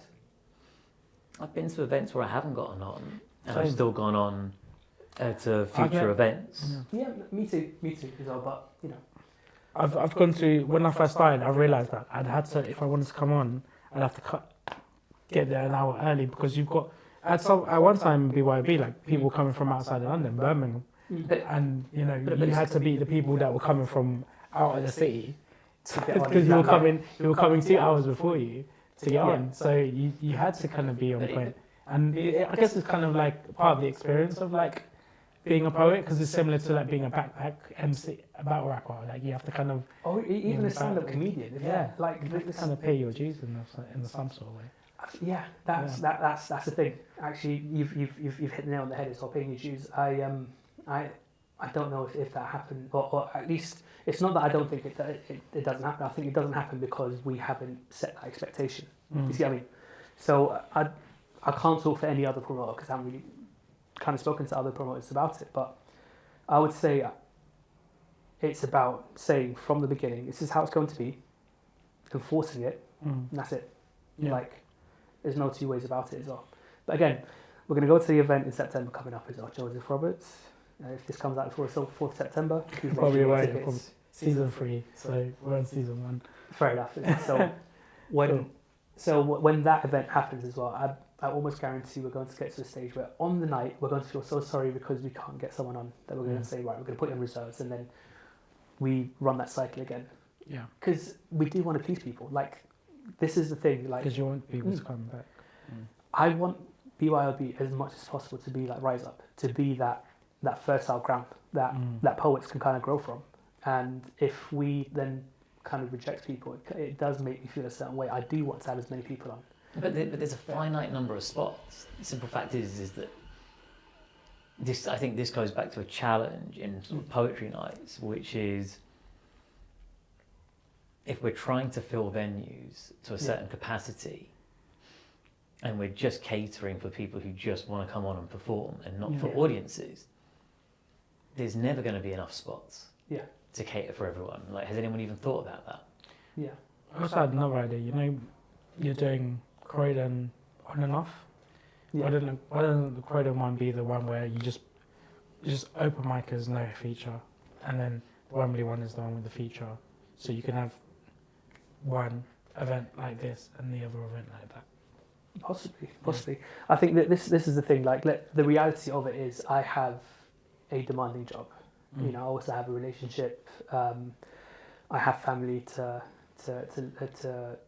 look after as well, which is why, you know, working with you guys is so invaluable. I mean, that I have that support network around me as well.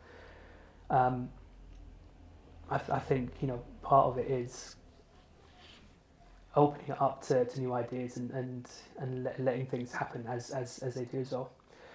But when you're juggling so many things, like you just almost want to go into going, right, here's the event, we've got a headliner, we've got this many spaces for the open mic, here's the event.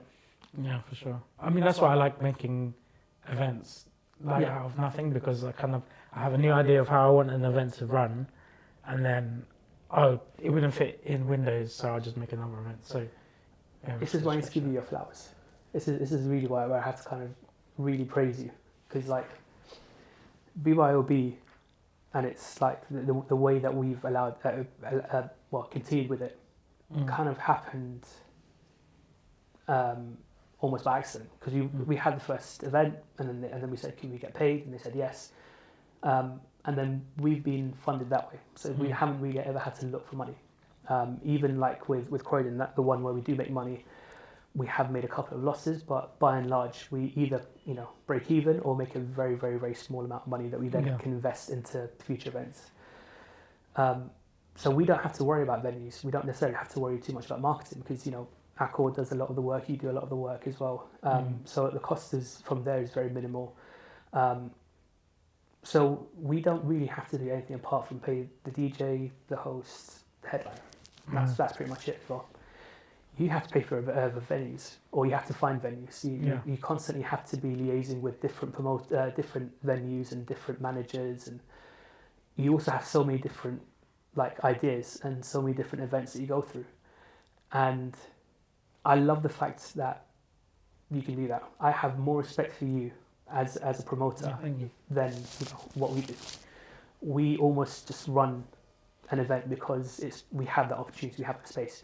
You really have to dig deep and think about your events a lot more than we ever had to do with BYOB, and I love you for it. Thank you, man. That means a lot. I think it's just seeing how, I mean, obviously, growing up in BYOB, and obviously going to other events afterwards, just seeing how you guys just went after something and did it, and it manifested, and just having an idea, and that just kind of was one of the things like, oh, this is possible to do. Yeah. So, and I remember I was having conversations with you earlier about doing my own event, and then you kind of gave me a chance to do windows at BYOB, and I was like, oh, this is a little taste of like what an event of mine could be like, and then obviously when I did the Mahalika thing, I got introduced to the person that was in the theatre, so I kind of like, ooh, now I've got an idea to feel poetry in this space, and then that was my connection. So I wouldn't even think to do it if I didn't have you guys as examples to do it. But yeah, it's really cool, and yeah, it's not easy running an event, but the easiest thing is to get the event done. What's harder is to get people to it, from my experience. Absolutely. And especially now that with all these other poetry events around, the attention is less, because obviously, I mean, everyone wants to go to a poetry event, but people will go to one that's either nearer to them or one that their friends are going to. So there's more pressure to kind of make your event more attractive or your night more attractive. And that's when I think nowadays leaning into a USP is more important. So trying to figure out what BYOB is, trying to get people on, and even an idea can be good, but it's how you execute it sometimes, which is even harder. You see, I want to shout out 4 different events, actually, just off the top of my head, who are really kind of doing it their way, and especially when they're using social media in such a brilliant way as well. Like, I'm going to include you as a 5th as well. Just anything that you do as well, just like in terms of the marketing and everything that you do with it as well. I appreciate that. You don't have to, but I appreciate it. Well, no, but it goes without saying with you, I think. No bias. There's no bias here, guys. But yeah, so like the new word in the shoot, because obviously there's Shane Rouleau's ATL word. ATL word in the shoot as well. Like she puts the spotlight on certain poets or certain poems that she's seen around the scene, and then just like all the creative ways that she markets her events. It's almost like a mood board. Exactly. Like, yeah, I love that. It is, it is literally a mood board, like as it goes on. Then you got Mimo Brown's Says. There's there's which a lot is around here. Yeah, in Brixton, isn't it? Yeah, it's just like kind of like down there. She was also in West as well, but it's the engagement. There's a lot of engagement on there. They film it well. They put their work out there. Yeah. Then you've also got Grooveverse. I like Grooveverse. Grooveverse is, I think, Haroon, you'd love it. You've been to Grooveverse. I haven't. I haven't been because all of these events. Actually, I haven't gone to any of these events. It's worth. I know it's worth so much coming about to because it's an example of how you can get the people who aren't really into poetry interested in poetry, because the music element is very universal. Yeah. Sure. So I like it as well. And I like I rate the host for Grooveverse. So yes, Ted Temple. Artist probably known as Henry. I haven't been simply because it's clashed with DJing commitments. Like I was DJing at Future Flex. I'll be honest, I did want to go to the first few, and then I just started to feel a certain way about the way he was talking about open mics. But then I understand what he's saying. That there has to be a different. What did he say? It was like the scene has too many open mic events, and is there an open mic on his? Some of them do. It's also curated.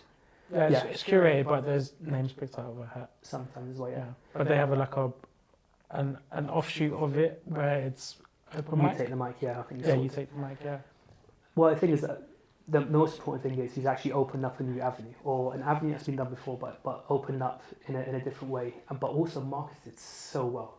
Like he has the interviews in between. Just going back to what you were saying about the open mics as well, I got over it soon afterwards, because in my mind I was thinking, actually he's not talking about specific events, or he's not talking specifically about us. If he is, then whatever. But yeah, actually it's a different way of doing poetry. It's a different way of bringing in crowds. But I get what he's saying, because there's the saturation of just one format, which is a scramble and a free for all for everyone to have a voice. Yeah. But playing with playing with the format is playing with the format, playing with the art form in terms of how a night is, how poetry's done, whether it's done to music or doing more of the sort of scratch nights. Well, also maybe he said that to kind of to break a few eggs to make that omelette, which is the show. And again, I can't talk about an event that I haven't gone to disparagingly, but also I like him as a person. I like what he's doing. The video content's good as Yeah. well. So basically, I went Yeah. there. There's 2 cameras in the ceiling. They're Blackmagic cameras, so that's why the videos are so good. Oh, that's the 4K quality in there. Yeah. Yeah. And So he's got the sound from the mic as well, hasn't he? yeah. So if you ever watch any of their videos on YouTube, like it's really good. Like the production. Because he It's built into originally the started venue. out life as a podcaster.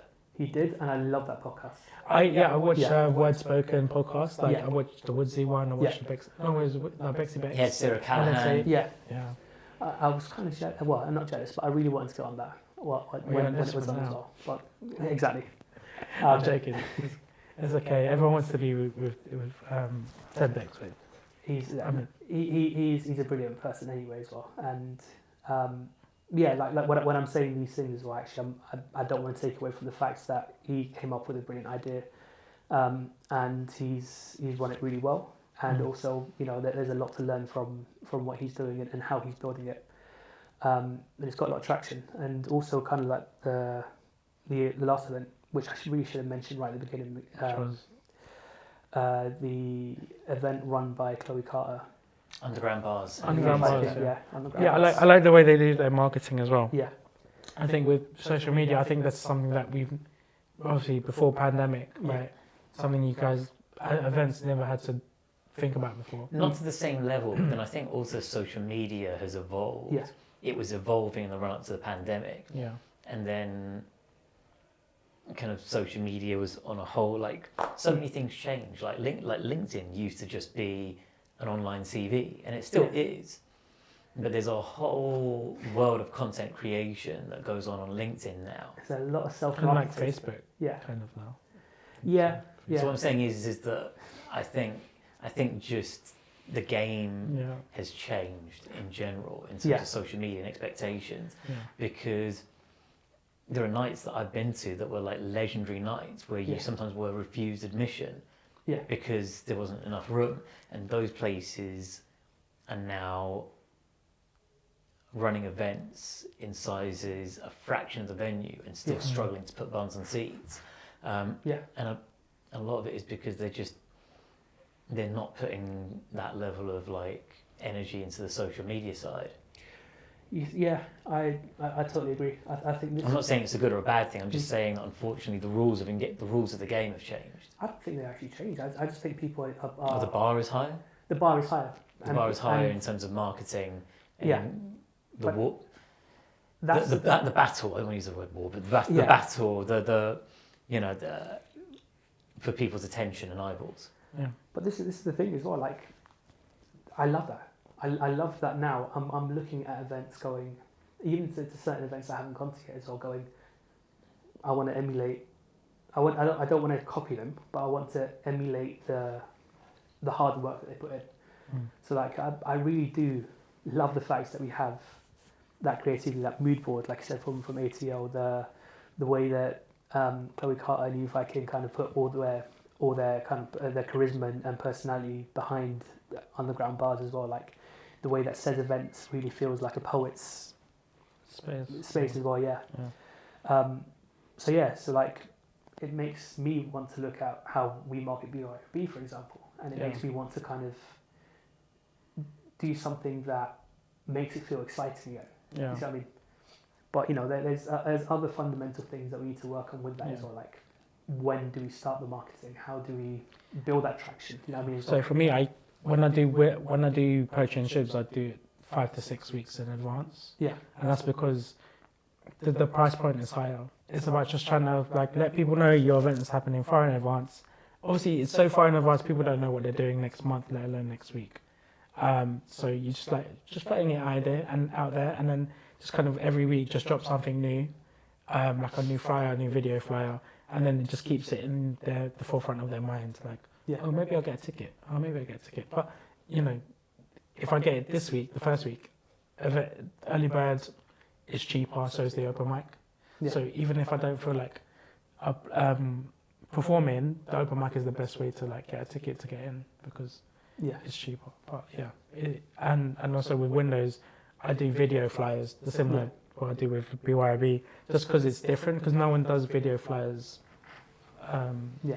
It's all just like slides or images. So Yeah. it's just about just finding something that you can do that's sustainable, which you can always do, and it's like you don't have to do too much work. It's just kind of like you've got a template established, and you just kind of like put your picture of your artist, Yeah. put in the dates, and bang, you can just push out. Yeah. So yeah. But that wasn't happening before the pandemic. So going back to That's what you're saying true. as well, yeah. Yeah. So yeah, like this is the thing. I think we're pushing each other and we're encouraging each other, even if we don't even have these conversations. Like this goes back to what Broken Pen said to me way before the pandemic. So this is 2019, and he goes, "Put your work out there, keep on working hard, because you never know who's looking at what you're doing. You never know who you're inspiring." Yeah. So I agree with that. yeah, Yeah. It's similar to an Andy Warhol thing, where like, just put out good work. It doesn't matter if people think it's good or bad. Hmm. While people are deciding that, put out more work. And Yeah. that's what I do. So, I agree with Broken Pen. That's actually a sick quote. he doesn't even remember saying it. That's He the does. crazy Oh thing, yeah. wow! You No, talked you to him brought like, it up, do you remember that? And Yeah. he's like, no. I brought it up with him before as well. But also it's the time when the first time I met him, he's doing that whole thing where you're not supposed to look at the whole. Oh, you're the second person to say that. It's a stupid. It's an American thing, right? You're not supposed to look at the whole. I remember doing that, and I was And like, then get punched. I know, but then I put my hand on top of it as well, like that. But that broke the ice between us as well, because I remember looking up to him going, "You're Broken Pen, like you're fucking amazing." I started seeing Broken Pen on the scene. Like he would always rock up to events with Solomon the Wizard. Yeah. So he was still sort of on the rise. 2018, because I know that was the time when I met Akor. Yeah. And then I think his rise was very fast. Very fast. But let's look at how the reason why. But there's a reason, he's good. Yeah, he's good, but also he puts in the craft. He puts in the graft and he focuses on that. Like I wish I was 10 years younger. I wish I was 15 years younger. I wish I had the amount of time that I have now as well. I wish I. This is going to sound crazy. I wish I didn't have a mortgage or a house to look after and all that kind of stuff. Sometimes, just so I can have that time to dedicate. Yeah, I felt like youth is on. I love seeing these people start poetry really young. Yeah, Like you have poets that are 22, 23. yeah, And even though I was doing poetry, I was just working a 9 to 5, and I was Yeah. like, why didn't I do this 10 years earlier? Why Exactly. didn't I not? But I mean, you can't really beat yourself up for it, because where you are now is where Yeah. you kind of are supposed to Also be. where you're meant to be. I Where mean, you're meant to be. I've done it as well. So I had my poetry journey kind of late 90s, early 2000s. And then for a whole bunch of things in my personal life, I stopped writing around 2004. And I remember in the early 2010s watching a podcast called London Real. And with the American guy who's a bit dodgy. again, we'll talk about it later. But Silly Breaks was on. Yeah. Oh. And I remember Silly Breaks being on. I was just looking at it going, man, if I'd stuck at this, especially if I just got in, at the ground level on YouTube, Yeah. could have been something. But it is what it is. Yeah. It's never too late to start YouTube Well, as well. No, Yeah. but you've helped me start my YouTube channel. I think at the beginning of this year. Yeah. I mean, So a lot of props for that. I've got a book coming out in a couple of weeks. So I think you decide to get back on when you decide to get back on. Yeah, exactly. But I mean, let's think about it, and correct me if I'm wrong as well. I think we all started a poetry journey in our 30s. Would that be Yeah. right? I started Yeah, when I I was started it sort of 33, 32, 36, Yeah. like properly. And I started, After the at previous aborted attempts, but like Yeah. this journey that I'm on that's been uninterrupted and will remain that way, God willing. And you're younger than me and Haroon. I didn't realise that. How old are you? I'm 35. I'm 36. 42. So That's the yeah. answer to all of life's things, and that Hitchhiker's Guide to the Galaxy thing. It's like, what's 9 plus 10 times 2? Never mind. That's the scientist in him. But yeah, I mean, just like, if you think about it, like, That's 38, bro. what's Just the doing some maths. what's the expression? Like, you never start from scratch. You're starting from experience. That's exactly it. You're starting from experience as well. It was a meme, by the way. Oh, really? What's 9 plus 10? 21. Never mind. But yeah, So you multiply by 10. That's the That's one. I'm now thinking about like the way they taught me maths in school, like bod maths, like order of operations. They don't even use it anymore. They use bid maths now.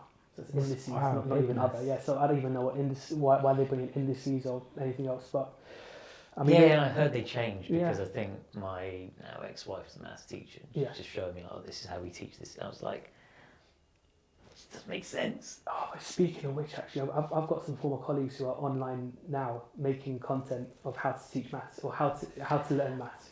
Like, social media has really opened up the world as well. He's getting like tens of thousands of likes on Facebook and building up his. But how's that monetizing?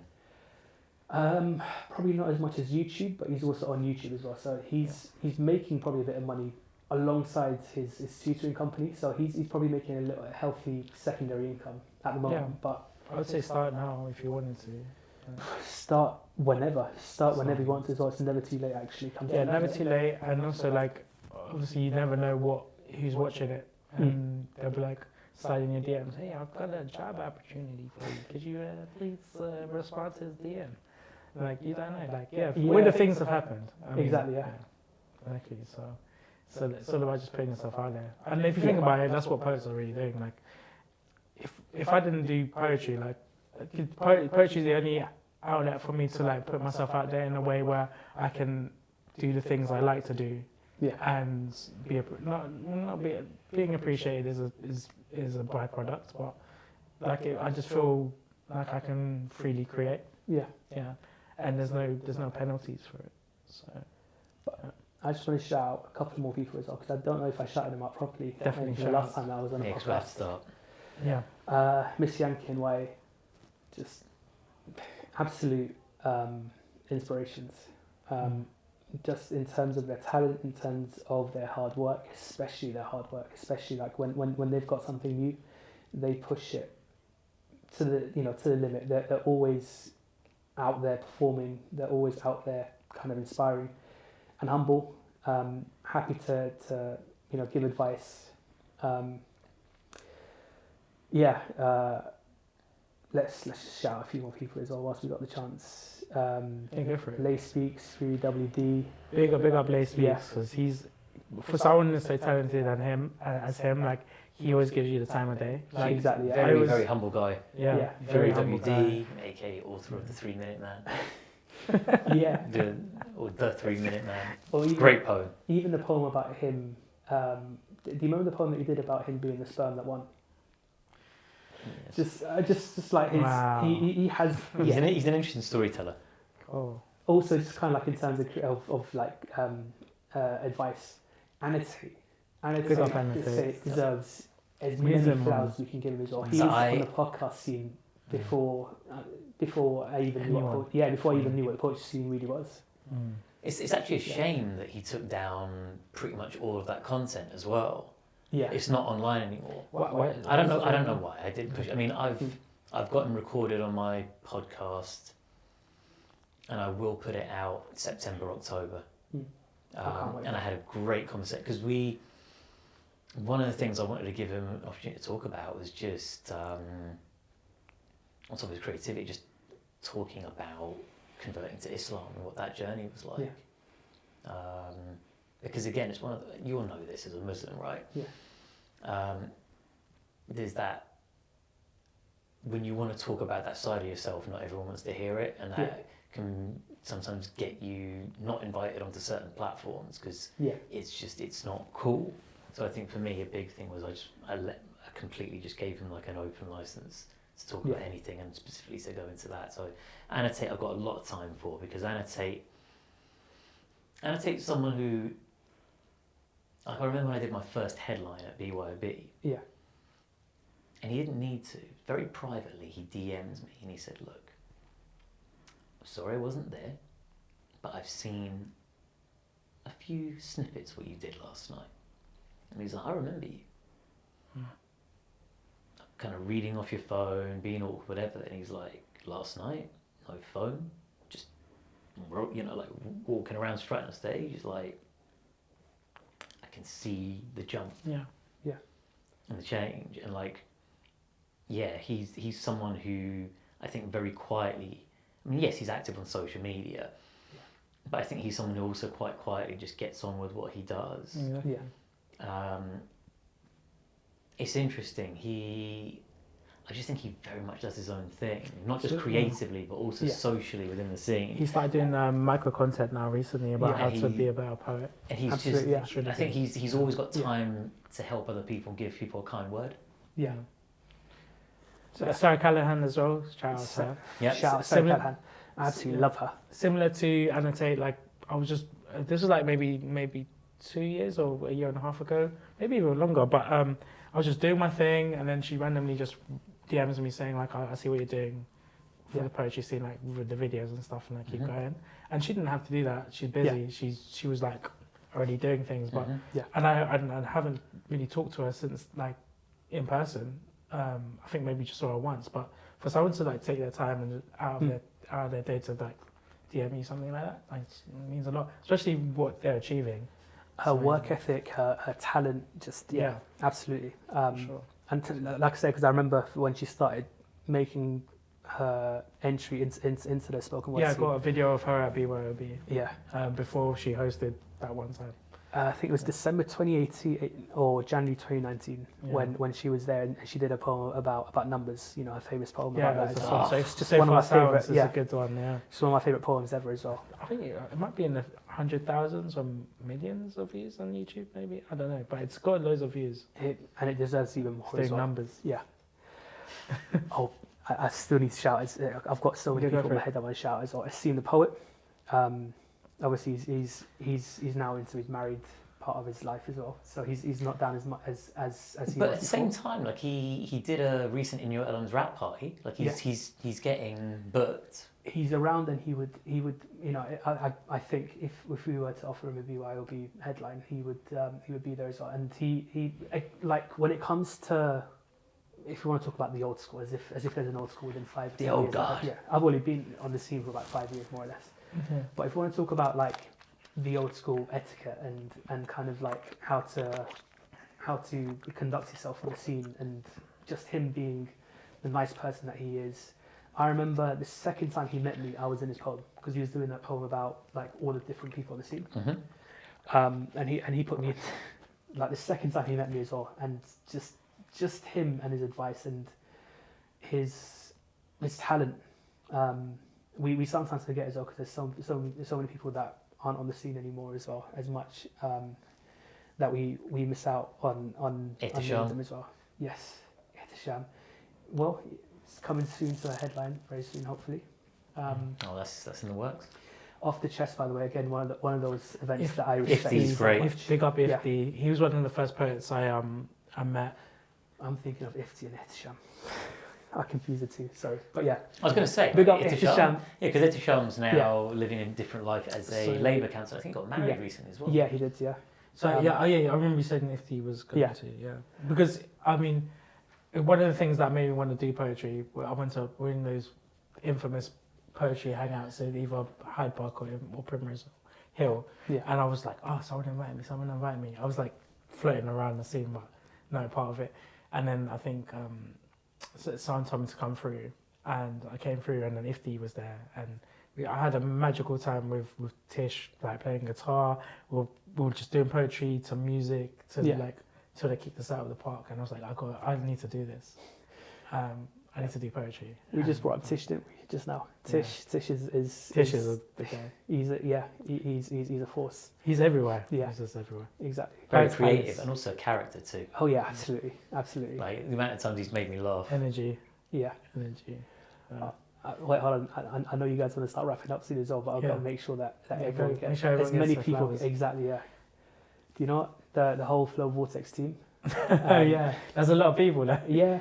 That's a whole. It's basically Flow Vortex. Exactly. Yeah.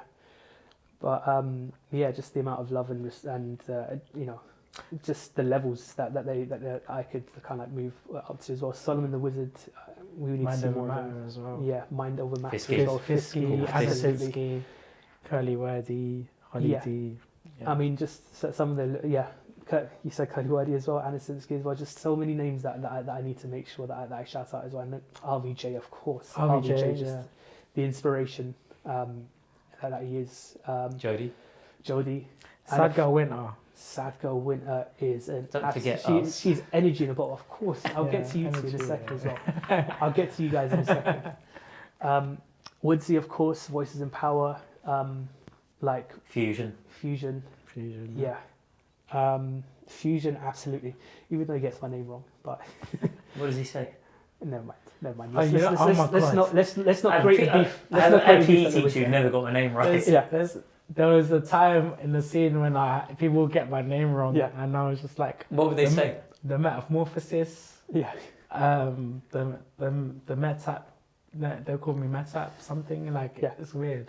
But I mean, people started calling me Meta Yeah. afterwards, and that's cool. Hey, Ayo, who we met recently. Yeah, like both podcasts. Oh my god, the energy from that man as well. And Yeah. when I heard his real age, actually, I'm not going to say anything. No, I know his age, but he looks good for his age. Oh, he looks good for his age as well. The energy that he has as well, the amount of time that he has for people as well. I love So that the about him camera as will be well. off at some point. Very, yeah. And I actually felt very comfortable with that podcast. I was just giving away information on that podcast. And Exactly. Only like 2K views now, so it's like. No, you crossed 2K. How is it? Not that I've been like view watching as well, but Yeah. you've gone above bound. Thanks. But, It's okay, man. yeah. It's not competition. it's really not a competition. I promise. But I mean, Yeah. I loved because it speaks to him as a host, because you got very open on that podcast, and we have not touched on a lot of things. So I definitely would love to have you back at some point. Please do that, please. Because I feel like we just scratched the surface of what you do and you as a person, and I would love to hear more about your background as well. Absolutely. But yeah, it's just like three friends just talking, really. Yeah. And I love that I get to do this with you guys, for sure. Yeah, absolutely.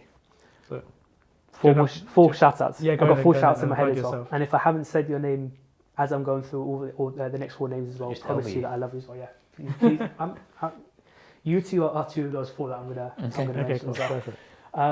My poetry mum and poetry dad. Yeah. Prestige, Karlla. Prestige, Karlla. and They got Prestige. Poet Curious. I love Poet Prestige. Curious, absolutely. Poet Curious. Just like the fact that they kept on nudging me, like, you're going to perform, you're going to perform, you're going to perform. That eventually made me perform. Even though I didn't have anything to say up until I did have something to say. The fact was, the longer I was going to go to that event, I was eventually going to say something on the mic. So, yeah. But then just the amount of love from there as well. Billy PN, sorry, that's a fifth person I'm adding on as well. Billy PN, we miss you on the scene. We need to see more of you again. Please come back. It's been a while. Absolutely brilliant poet. And yeah, let's bring it on to you two as well. That's cool. Oh, thanks. I mean, we're here, so you know, it's okay. Like, people know who we are. Exactly. This is going to end up like the end of Jerry Maguire with like. Is that like Should we one go of to those gym, like- BYOB open mics? No, You we just just don't squeeze everyone in. exactly, yeah. You just got to squeeze everyone on. This is the equivalent of a BYOB open mic. But yeah, Haroon, just like all the conversations, like there'll be times where I should have been home 2 hours ago, but I've been talking to you outside. I'm really, really sorry. No, it's fine. It's fine. I've been sat outside Box Park Croydon. To you and to your wife. Exactly. Thank God we're sat in East Croydon, not West Croydon, but having a conversation as well. But let's not start that beef. Let's not. Yeah. Yeah. You like doing that. You're gonna get us in trouble. That was by accident. He wants all the smoke, He all the wants- vapes. You was all the. Poet RS. Oh, How did I forget you? PRS. Yeah, big up, Shani, Ryan. how did I forget you? Johnny. Fucking love both of you. That's it. Poet RS, just like your inspiration. Holly D, Rianne Brooke. Sorry that I didn't mention you before as well. You guys are absolute fucking legends, and I love you all. Humble Sean, I'm loving seeing the rise. But yeah. Also, Yeah, Odd Socks for me. Odd socks, yeah. Marion, yes. She's back from she went to, I think, Bali, and then she's back now. Well, I owe her for certain reasons as well that you're very well yeah, aware yeah, of. for sure. We're not going to go into. Yeah. It's okay. Yeah. But yeah, Karma owes her a massive tax return. Fatima Oh yeah. Arifi. Unspoken.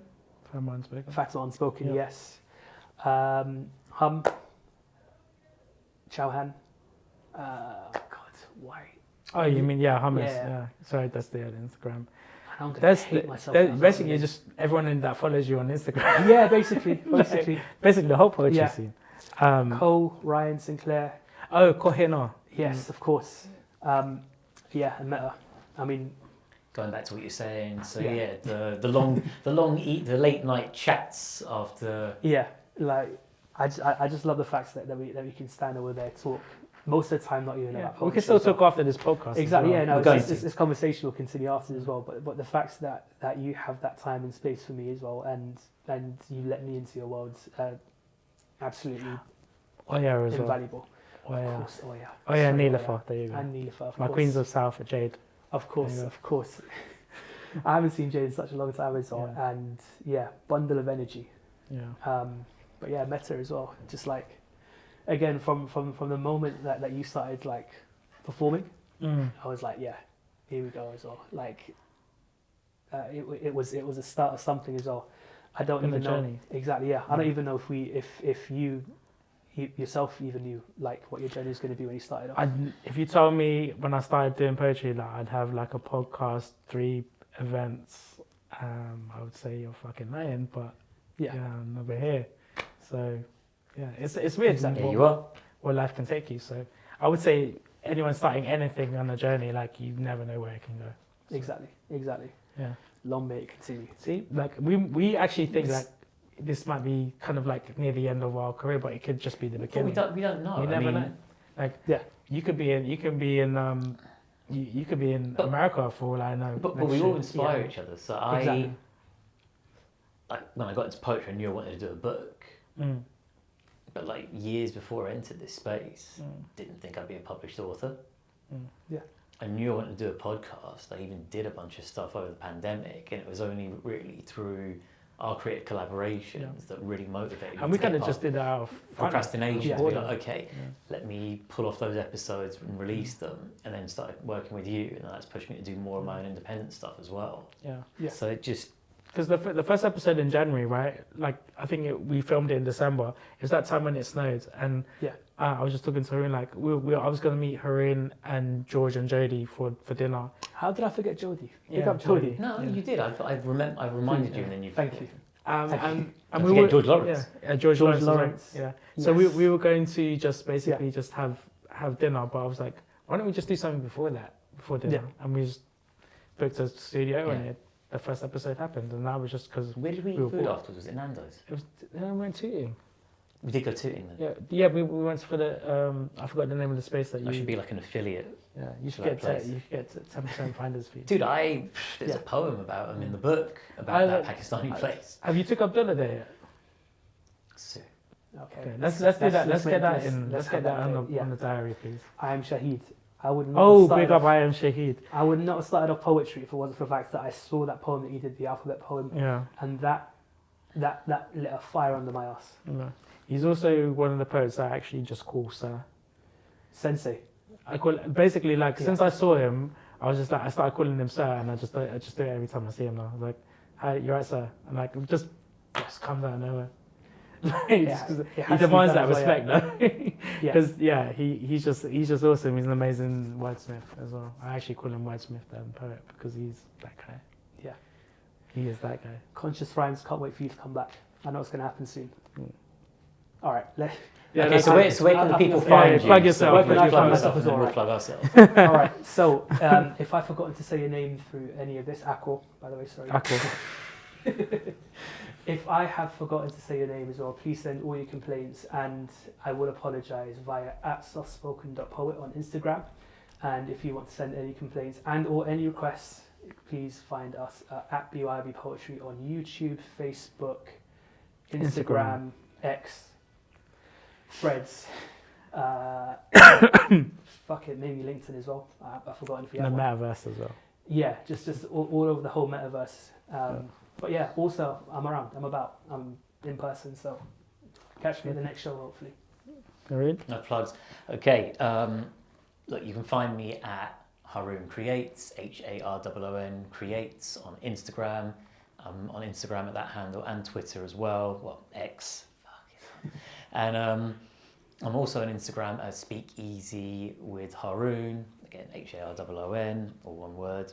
Promoting my podcast, where I have a combination of episodes that I both do with Metaforecast for the Metaforecast, but I also do a bunch of solo episodes, and Meta has a similar way in format.